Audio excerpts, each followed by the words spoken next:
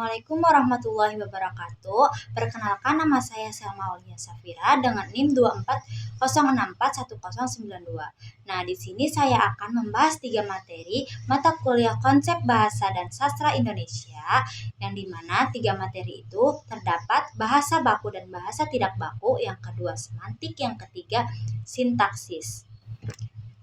Jangan lupa nonton sampai akhir. Untuk pembahasan pertama, saya akan membahas mengenai bahasa baku dan bahasa tidak baku. Kalian tahu gak sih apa itu bahasa baku dan bahasa tidak baku? Yang pertama, bahasa baku. Ya, bahasa baku itu adalah bentuk bahasa Indonesia yang digunakan sesuai dengan tata bahasa yang ditentukan oleh Kamus Besar Bahasa Indonesia dan Pedoman Umum Ejaan Bahasa Indonesia. Biasanya bahasa baku ini digunakan pada situasi resmi, yang misalnya pada surat resmi, penulisan karya ilmiah, berita atau pidato, dan masih banyak situasi resmi yang lainnya ataupun situasi formal yang lainnya. Adapun ciri-ciri dari bahasa baku, yang pertama sesuai dengan kaidah tata bahasa. Contohnya, saya ingin pergi ke sekolah. Nah, itu termasuk ke dalam kaidah tata bahasa yang benar. Bukan berarti aku mau pergi ke sekolah. Nah, itu tidak termasuk dengan kaidah tata bahasa yang benar. Yang ciri kedua, tidak dipengaruhi oleh bahasa daerah ataupun bahasa asing. Karena bahasa baku itu tidak dicampuri oleh bahasa asing ataupun bahasa daerah. Terutama kata-kata itu punya padanan resmi dalam bahasa Indonesia. Contohnya dalam bahasa daerah, saya mau pergi ke masjid, euy. Nah, euy-nya tuh kan termasuk ke dalam bahasa daerah. Itu bahasa daerah Sunda.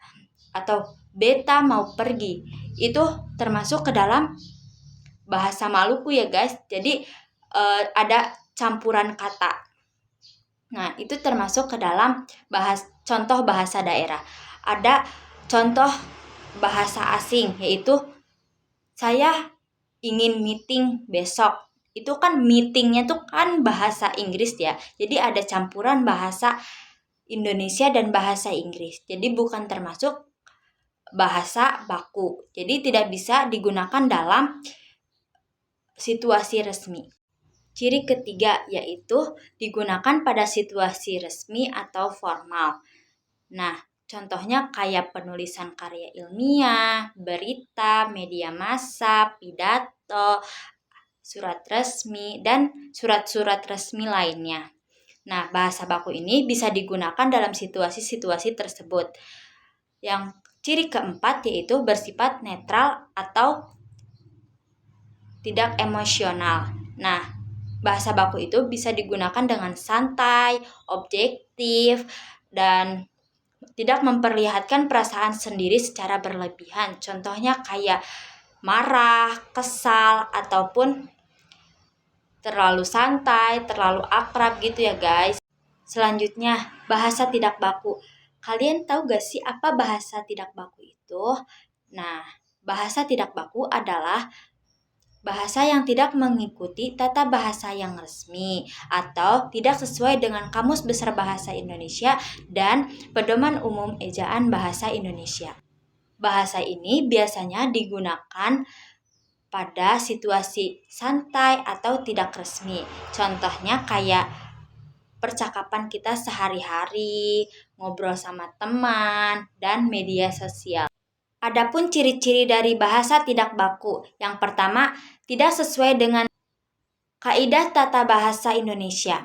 Misalnya, enggak, udah, mau kemana. Nah, itu adalah tata bahasa yang salah ya. Nah, ciri yang kedua adalah dipengaruhi oleh bahasa daerah dan bahasa asing. Misalnya, gue, lo, ngeprint, meeting. Nah, itu tidak bisa dimasukin ke dalam situasi resmi dan bukan bahasa baku. Ciri yang ketiga yaitu digunakan pada situasi santai dan tidak resmi. Misalnya, saat ngobrol bersama teman, chattingan di media sosial, ataupun sedang bercandaan bersama teman. Ciri yang keempat yaitu bersifat emosional dan ekspresif. Misalnya, sering menunjukkan perasaan marah, kesal, atau kecewa dengan kata-kata yang khas. Nah, itu termasuk ke dalam yang bersifat emosional dan ekspresif. Adapun fungsi dari bahasa tidak baku. Yang pertama, untuk memudahkan komunikasi santai. Yang kedua, untuk menunjukkan gaya bicara yang khas daerah ataupun kelompok. Dan yang ketiga, yaitu untuk membuat percakapan lebih terasa akrab dan hangat. Bahasa tidak baku itu bukan berarti salah, tapi penggunaan harus sesuai dengan situasi dan tempat. Materi kedua, mengenai semantik. Apa itu semantik? Nah, semantik adalah cabang ilmu yang mempelajari makna kata, kalimat, atau hubungan makna antara kalimat dalam sebuah bahasa. Nah, jadi semantik adalah membahas apa arti yang terkandung dalam bahasa yang kita gunakan. Sederhananya, semantik membantu kita memahami arti yang sebenarnya dalam kata atau kalimat agar kita tidak terjadi kesalahpahaman. Nah, contoh sederhananya kalimatnya misalnya Rani membakar roti. Secara semantik dari kata membakar. Di sini juga bisa berarti memasak. Nah, atau bisa juga artinya merusak jika roti itu digoreng. Nah, itu perbedaan dari arti itu. Dari arti membakar. Selanjutnya, ada 5 jenis makna yang terdapat dalam semantik. Yang pertama, makna leksikal, makna gramatikal, makna konotatif, makna denotatif, dan makna konstekstual. Makna yang pertama yaitu makna leksikal. Artinya, makna yang sebenarnya sesuai kamus. Nah, contohnya, ibu membeli buku di toko. Nah, buku itu adalah benda untuk menulis atau membaca. Nah, makna yang kedua yaitu makna gramatikal. Makna yang muncul dengan gabungan kata atau perubahan kata. Contohnya, makan sama dengan pemakan, dimakan, memakan. Nah, itu gabungan atau perubahan kata. Yang ketiga, makna konotatif. Makna konotatif adalah yang bersifat tidak langsung atau kiasan. Misalnya, dia ular banget. Nah, bukan berarti ular yang sebenarnya, tetapi sifat dia yang licik. Nah, yang makna keempat adalah makna denotatif. Makna denotatif yaitu makna yang sebenarnya atau langsung. Ular ada di kebun. Nah, benar-benar ular yang ada di sawah atau benar-benar ular itu hewan. Yang kelima, makna konstekstual yaitu makna yang ditentukan oleh konteks atau situasi.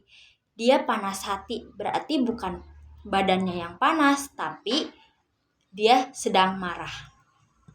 Mengapa sih semantik itu penting? Nah, semantik dapat membantu kita dalam menulis dan berbicara yang lebih tepat. Dan penting dalam sastra, penerjemahan, komunikasi, dan pembelajaran bahasa. Materi ketiga yaitu mengenai sintaksis. Apa sih sintaksis itu? Nah, sintaksis adalah cabang ilmu yang mempelajari susunan atau tata aturan kata dalam kalimat.